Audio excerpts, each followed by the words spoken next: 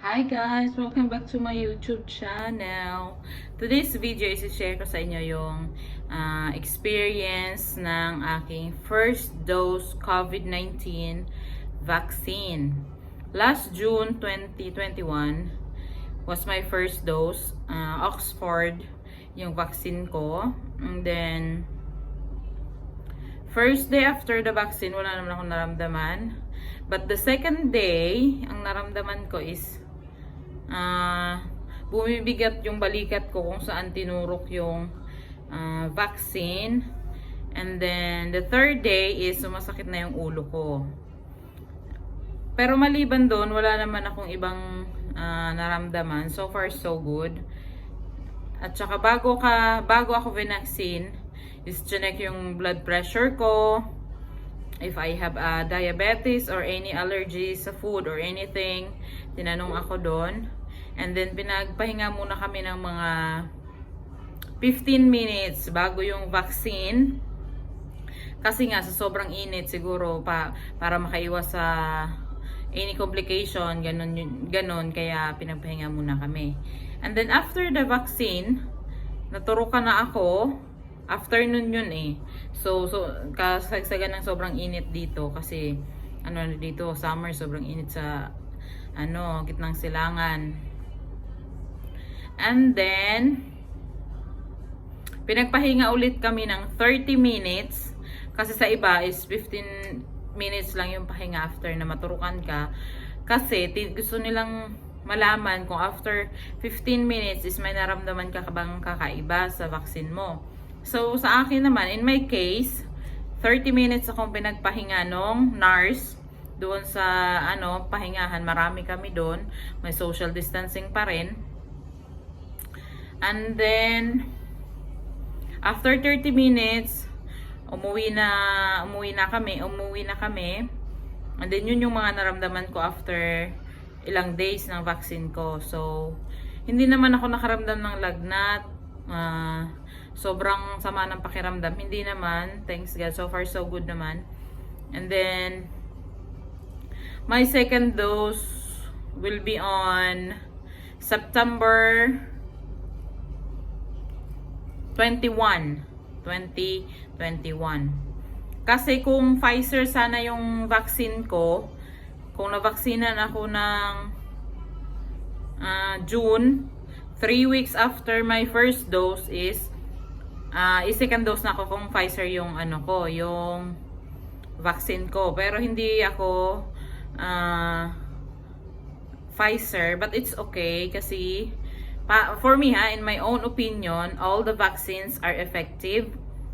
And then hinihikayat ko po kayong lahat, mapa OFW man or nasa Pilipinas, na magpa-vaccine po tayo.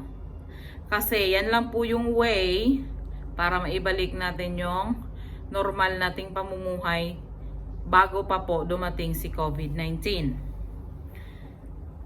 Siguro ang may advice ko sa inyo, kung after ng vaccine nyo, if you're not feeling well, uminom kayo siguro agad ng gamot. Like here sa Kuwait, uminom kayo agad ng Panadol, kasi yung paracetamol sa Pilipinas is Panadol dito. Uminom kayo ng Panadol after ng vaccine nyo, and then every 4 hours uminom kayo ng Panadol para just in case, alam nyo yon, yung just para ma-prevent yung kung sakaling lalagnatin man kayo. And then while na vaccine na kayo sa inyong first dose, much better din if you take some vitamin C. Pwede namang luya at saka lemon, gawin yung tsaa, or this one. You can buy this one.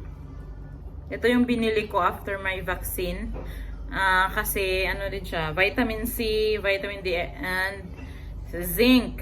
Kompleto siya. So, yan yung iniinom ko within 1 week para ma-prevent lang kung in case may side effect na medyo malala-lala. So far so good, wala naman ako naranasan ganun. Thanks God. Yun nga, hinihikayat ko kayong magpabakuna at huwag po kayong matakot kasi although hindi naman talaga maiaalis natin sa isip natin, lalo na kung nasa malayo tayo, nasa ibang bansa tayo na matakot. Kasi honestly, ako natakot din ako, nagdalawang isip ako kung magpapabakuna ba ako o hindi. Kasi iniisip ko, kung hindi ako magpabakuna, baka tamaan ako ng virus. So what if kung tamaan ako ng virus, wala akong panlaban walang panlaban yung immune system ko against the virus pag hindi ako nagpabakuna. Yun yung iniisip ko, and then matagal din ako nag-decide na magpa-vaccine actually kasi marami akong nakikitang mga videos na may natutsugi, 'di ba? Ganun sa mga especially social media. Maraming namamatay dahil sa vaccine daw. Yun yung sabi. And then, naisip ko na lang na pagka hindi nga ako nagpa-vaccine, kung takamaan ako ng virus, kasi wala namang pinipili yung virus, and then, so walang panlaban yung immune system ko against the virus. Unlike pag nagpabakuna ako, kung tamaan man ako ng virus, wag naman sana, knock in the wood, wag naman sana, kasi may baby akong maliit, wag naman sana, iniisip ko na kung tamaan man ako ng virus na to, may panlaban na yung immune system ko kasi I am vaccinated. Yun yung iniisip ko. Kaya hinihikayat ko kayo na magpa-vaccine kasi para may panlaban tayo sa virus na yan. At saka para masugpo na rin po yung virus na yan kasi that's the only way para maibalik natin yung normal nating mga buhay, normal na pamumuhay. That's the only way. Magpabakuna po tayong lahat.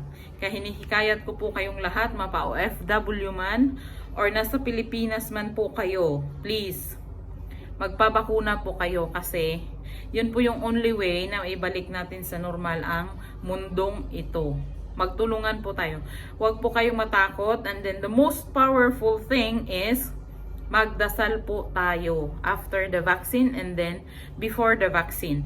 Napatnubayan tayo ng Panginoon na lahat sana ng magpabakuna at saka yung mga hindi pa nabakunahan ilayo sa anumang kapahamakan ng Panginoong Diyos.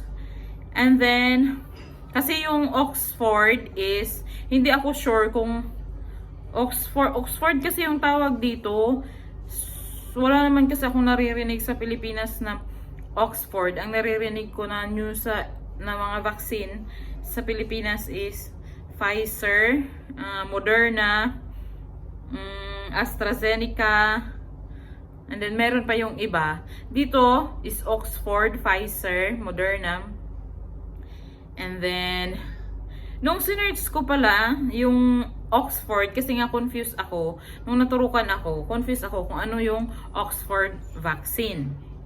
Nung sinerch ko siya kay Mr. G, ang sabi is, Oxford is AstraZeneca pala. Kaya siya tinawag na Oxford, kasi ginawa siya at inaral siya sa Oxford University. Pero pag sinerch mo kay Mr. J yung Oxford, yung lalabas nun is Oxford AstraZeneca vaccine. Yun po, dun ko nalaman na yung Oxford pala at AstraZeneca ay iisa. Yun yung sabi ng Google. Dun ko nalaman kay Mr. G. And then, yun lang guys. Keep safe and God bless us all. Bye!